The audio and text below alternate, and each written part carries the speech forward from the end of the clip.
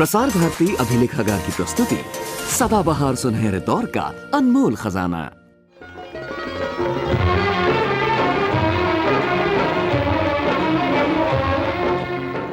मैं रूबरू आपकी मुलाकात करवा देती हूँ। मिलिए प्रसिद्ध संगीतकार श्री R.D. बर्मन से। हाँ? कहाँ चले गए दादा? अरे दादा इधर आइए ना, आप वहाँ क्या कर रहे हैं? अरे यार थोड़ी देर हो गई यार। क्यों, किसी बर्थडे पार्टी में गए थे क्या? नहीं यार, इसको पैकिंग कराने में थोड़ा देर होगी। इसका क्या है, वो ऊपर का कवर नहीं मिल रहा था मुझे। अच्छा ये है क्या? लेकिन ये सस्पेंस ही रहने दो, जब प्रोग्राम खत्म हो जाएगा हाँ। इसको खोल के तुमको। नहीं खत्म में नहीं, जल्दी से आप हमको दीजिएगा। ये बिल्कुल नहीं देंगे। ये हम इधर बोलो तो इधर ही रख देते हैं इस चीज को।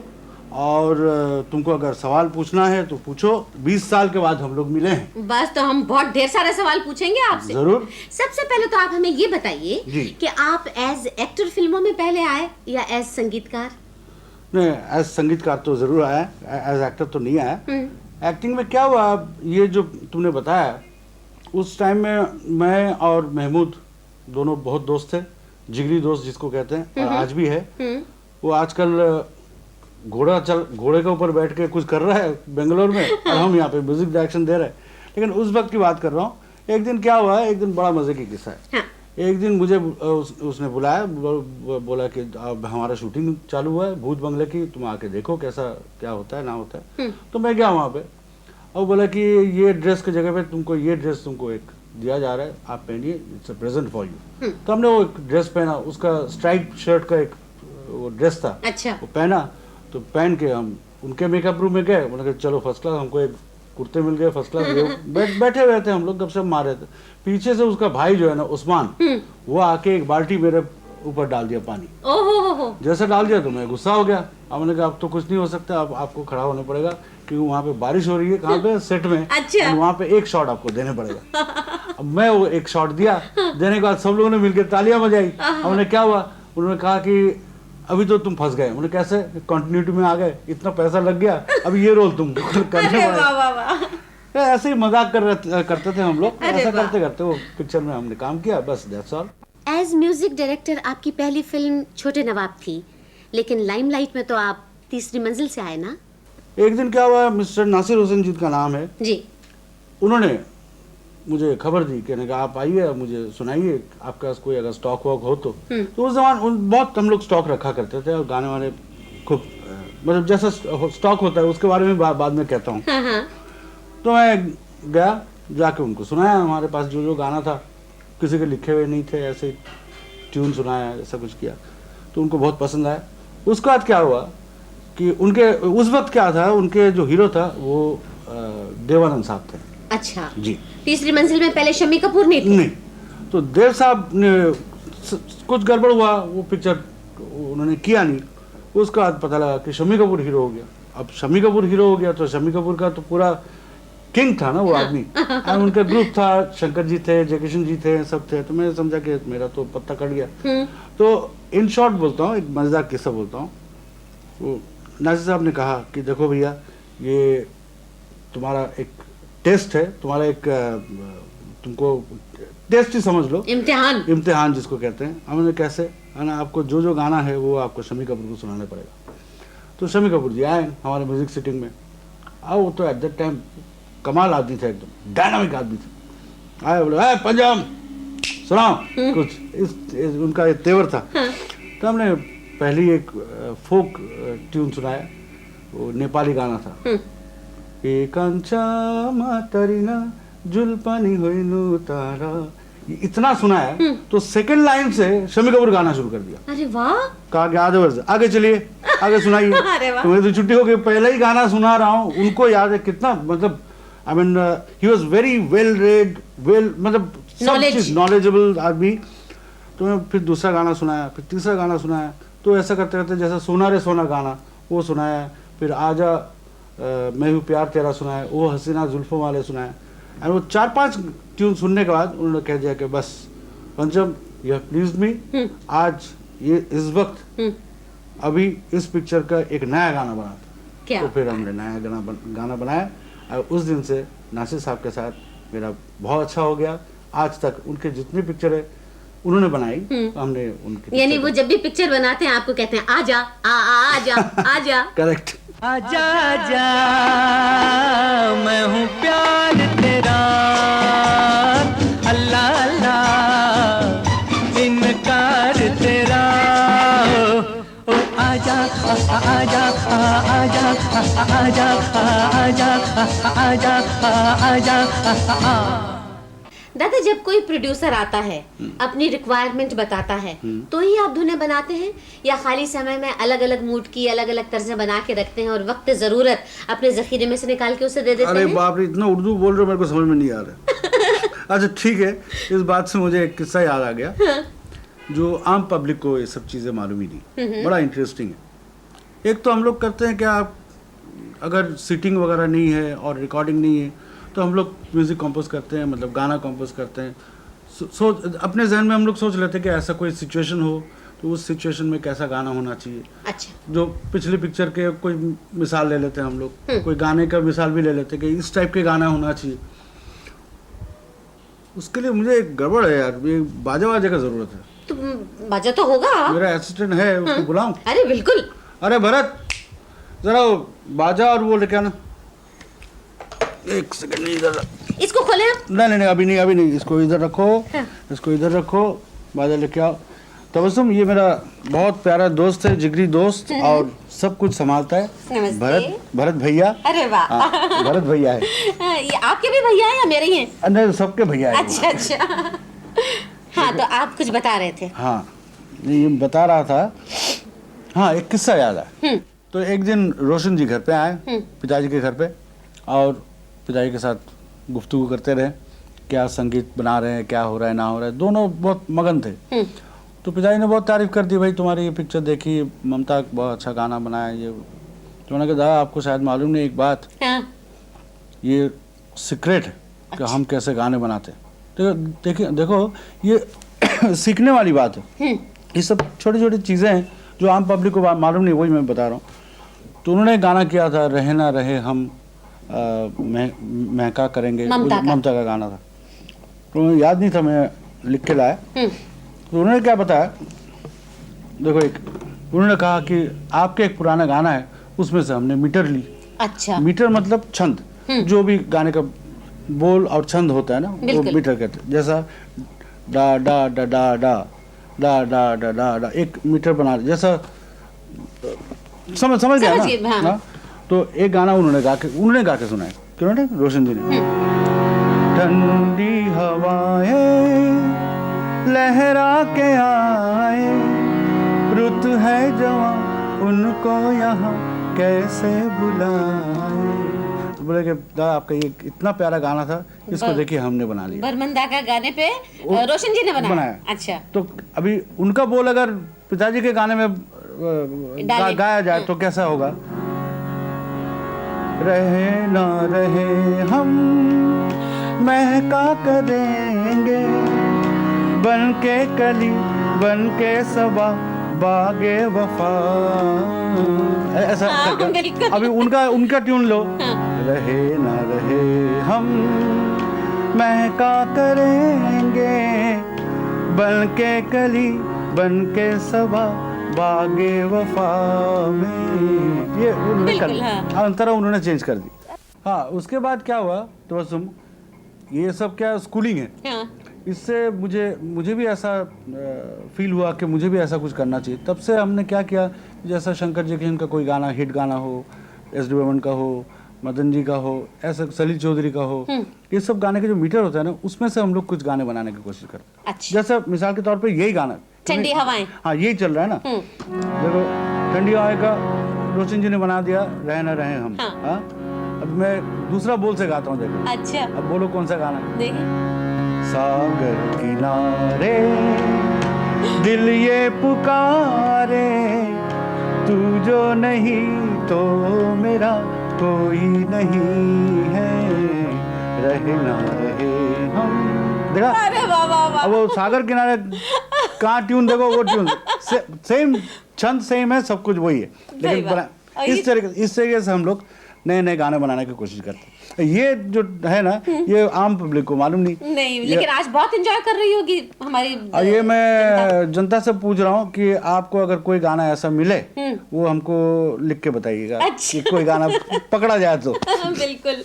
अब मैं चाहती हूँ कि इसमें जो मेरा अरे ध्यान अटका हुआ है अरे यार, ये कुछ नहीं यार, एक छोटा सा मजाक है, अगर ले सकते हैं कोई तो। मेरे लिए है ये तुम दूरदर्शन सब इन लोगों के लिए है ये। तो दादा खोलिए ना, मैं बताइए तो सही। ये तुम ही खोल लो, बताओ क्या है। मेरा ख्याल है कि इसमें मिनी वायलिन होगा, मिनिएचर छोटा सा कोई साज। हाँ, साज है, वो मारने वाला साज है। ऐसा? हाँ, क्या है, तुम जब बात करते हो ना, हाँ? जैसे मनोज कुमार ऐसा करके बैठ के बात कर रहा है, हाँ। और तुम फूल खिले गुलशन गुलशन कर रहे हो, हाँ? तो क्या होता है, एक मक्खी आके नाक में बैठता है, फिर ऐसा करने पड़ता है, वैसा करने पड़ता है। तो ये जो है ना, ये तुम्हारे वहाँ के लिए करेक्ट है, जैसा आएगा मारा करो, कोई फर्क नहीं पड़ेगा। नहीं, ये तो मैं अपने घर ले जाऊंगी। अपने घर ले जाओ, वो भी चलेगा। करेक्ट। Thank you. अच्छा, अब अगला सवाल करें। जरूर। दादा, हमारी फिल्म लाइन में ग्रुप बंदी बहुत है जी। तरह तरह के ग्रुप बन जाते हैं जी। आप बताएंगे हमें कि ग्रुप बंदी के क्या फायदे और क्या नुकसान हैं, और आप कभी किसी ग्रुप में शामिल हुए या नहीं? ग्रुप देखो, एक तो मैंने अभी पहले कहा कि नासिर साहब के साथ तब से मेरा एकदम जोड़ हो गया, एंड आज तक उनकी पिक्चर करते जा रहा हूँ। एक मुझे और एक फ़ख्र है, फ़ख्र से कहूँगा कि जैसा शंकर जयकिशन जी थे, उनके साथ जो राज कपूर का जो ट्यूनिंग था, काफ़ी लोगों के साथ उनका ट्यूनिंग था, उसी तरीके से मेरे साथ ट्यूनिंग भी एक आदमी के साथ हुआ। लेकिन ये मैं कहूँगा कि राज कपूर ने म्यूजिक डायरेक्टर चेंज करके भी 2-3 पिक्चरें की, जैसे सलीला ने एक पिक्चर की थी जागते रहो, फिर बूट पॉलिश दत्ताराम ने किया था, इस तरीके से। लेकिन एक प्रोड्यूसर अजीब प्रोड्यूसर है, जिसके पहली पिक्चर हमने की थी द ट्रेन। अच्छा। मेरे ख्याल से 65-67 की बात होगी शायद, 67-68। तब से लेके उन्होंने जितने पिक्चर बनाए, दर्जन के ऊपर हो गया पिक्चर, मैं उन्हीं के साथ हूँ। Ramesh Behl. That's a record. ये मेरे लाइफ का एक कमाल रिकॉर्ड है। तो दादा, आगे बढ़ने से पहले हम आपकी और उनकी एसोसिएशन का एक गाना दिखा दें। प्लीज दिखाओ भाई। जाने जा ढूंढता फिर रहा हूँ तुम्हें रात दिन, मैं यहाँ से वहाँ। अब हमें ये बताइए कि आप सिर्फ वेस्टर्न स्टाइल में ही वेटरन हैं या शास्त्रीय संगीत की तरफ भी आपका रुझान और झुकाव रहा है? मैं बहुत कुछ क्लासिकल तो सीखा नहीं, मैं तो ऐसा नहीं कहता हूँ कि मैं राग झिंझोटी में मैं गाना बनाया और मालकोस में ये कोशिश की किबला, ये ऐसा तो हम कहते नहीं। लेकिन हमको जो दिमाग में आता है और जो सुनने में अच्छा लगता है वो हम बनाते रहते हैं। वो कभी कभी राग में भी आ जाता है, कभी राग भ्रष्ट भी हो जाता है। अच्छा। ऐसा भी हो जाता है। लेकिन इस वक्त मुझे आपका एक बहुत खूबसूरत गीत याद आ रहा है। हाँ जी। अमर प्रेम का। अमर प्रेम को तो बहुत, वो भी और एक पिक्चर थी जिसमें हमने बहुत एंजॉय किया, सब लोगों ने मिलजुल के काम किया, उसमें पिताजी ने भी काम किया। अच्छा। जी हाँ। वो क्या था, एक दिन हम लोग बैठे हुए थे तो पिताजी एक गाना गाया करते थे, बहुत पुराने गाना, वो उनका ही लिखा हुआ बंगाली बोल मैं सुनाता हूँ। बेला बोए जा, अभी बोल बंगाली में, बेला बोए जा मतलब टाइम वक्त गुजरता जाए, बेला बीती जाए। बेला बोए जा, रहना बीती जाए, शाम ना आए, रहना बीती जाए, शाम ना आए। गीत और संगीत का तालमेल हमेशा आसानी से हो जाता है या कभी-कभी मामला अटक भी जाता है? अटक जाता है, बिल्कुल जाता है। एक आदमी के साथ तो बहुत अटकता है, उसका नाम है गुलजार। हम एक पिक्चर कर रहे थे आंधी में जो उन्होंने गाने लिख के लाए, वो कुछ लैंग्वेज या तो मुझे समझ में नहीं आया ना उसका मीटर समझ में आया, तो मैं बोला देखो भाई ये तो हम काम नहीं कर सकते इस तरीके से। फिर वो बोलने लगे यार तू थोड़ा ट्राई कर यार, कुछ होगा, ये करेंगे वो करेंगे। फिर करते करते हम एक दिन बैठ के मुझे थोड़ा समझ में आया कि अच्छा ऐसा, उसका मीटर अलग होता है एकदम। अच्छा। किसी से मिलता ही नहीं। अच्छा। तो वो करते करते हट से मैं गा दिया एक गाना, ट्यून किया, उसके बाद उन्होंने फिर जब ट्यून किया मुखड़ा जब बन गया, मैं बोलेगा मुखड़ा तो बन गया, अभी अंतरा तुमको ट्यून में लिखने पड़ेगा। हाँ। अब वो फंसता है। अब वो घर चला जाता है, सोचना शुरू करता है कि अब तो मुझे ट्यून में लिखने पड़ेगा। फिर फोन करते हैं क्या है यार जो लिखा था मैंने, नहीं ये तुम्हारा ये समझ में नहीं आता है, अभी तुमको मीटर में करेक्ट मीटर में लिखने पड़ेगा। फिर वो ध्यान से वो करते रहते, करते करते कुछ ना कुछ हो ही जाता है। तो उसका गुत्थी सुलझ भी जाती है, सुलझ जाती है बिल्कुल। जब आप आधी का गाना देख लो, क्या खूबसूरत गाना था।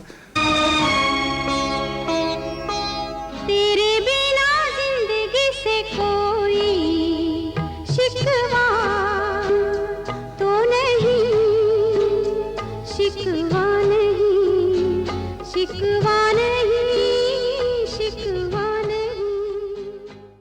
हैं तो आप पंचम, लेकिन गाते हुए खरज का इस्तेमाल करते हैं, इसकी कोई खास वजह?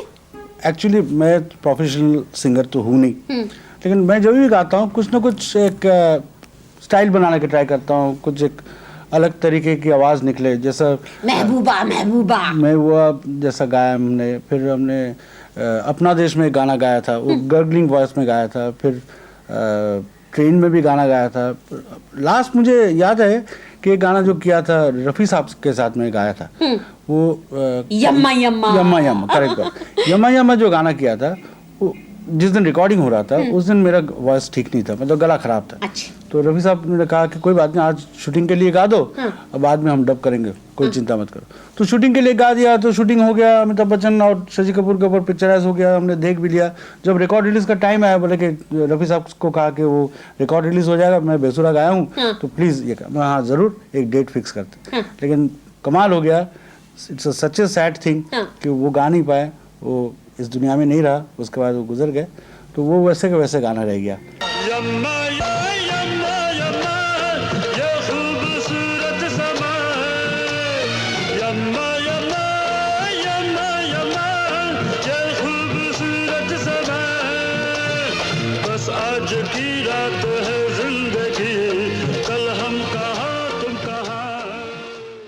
गाने कैसे बनते हैं ये तो मालूम हो गया, अब जरा बैकग्राउंड म्यूजिक के बारे में भी हमारे दर्शकों को बता दीजिए। चलो अभी बैकग्राउंड म्यूजिक में लेके चलते हैं। अभी हमारा बैकग्राउंड म्यूजिक चल रहा है, शक्ति सावंत से मिलाता हूँ आपको। डायरेक्टर साहब किस तरीके से बोलते हैं, क्या कितना पीस हुआ है, जल्दी करो टाइम जा रहा है, तो एक गर्जियन जैसा खड़े रहते हैं हमारे ऊपर। अच्छा, वो देखिए। ठीक है। मनोरे बाबलू जरा आना, क्या है शक्ति का क्या बोल रहे हैं आपको समझ में आ रहा है कि ये ढोलक जो है ना पहले से आ गया, वो थोड़ा लेट आना चाहिए, जहाँ मिठुन का शॉट आता है ना वहाँ से आना चाहिए। अच्छा। तो मैं और शक्ति अंदर चलते हैं, आप लोग टेक कर सकते हैं। हाँ टेक कीजिए। ठीक, चलिए।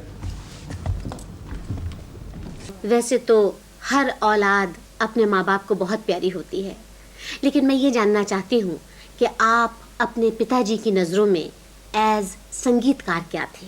पिताजी हर सुबह मॉर्निंग वॉक के लिए जाया करते थे, तुमको शायद याद होगा। बिल्कुल। तो मॉर्निंग वॉक के लिए जाया करते थे, और मॉर्निंग वॉक करने के बाद वापस आके हमारा एक छोटा सा बंगला था, वहाँ पे आके बैठते थे और चाय पीते थे, और मुझे डांटते थे, यार क्या यार मोटा हो रहा है, चलते नहीं, कोई फिजिकल एक्सरसाइज नहीं है, कुछ नहीं ये नहीं। तो मतलब ठीक है पिताजी जो भी आप कहते रहते हैं ठीक है। मतलब एक दिन वो आए, वापस आने के बाद उन्होंने कहा कि पंचम I am very proud of you. मैं सोचने लगा कि मुझे आज तक उन्होंने कभी भी तारीफ नहीं की, अचानक तारीफ कर रहे हैं कुछ, क्या उन्होंने क्या क्या कहा आपने? हमने नहीं, मैं I am very proud of you, तुम अच्छा कर रहे हो। हमने क्या कर रहे हैं?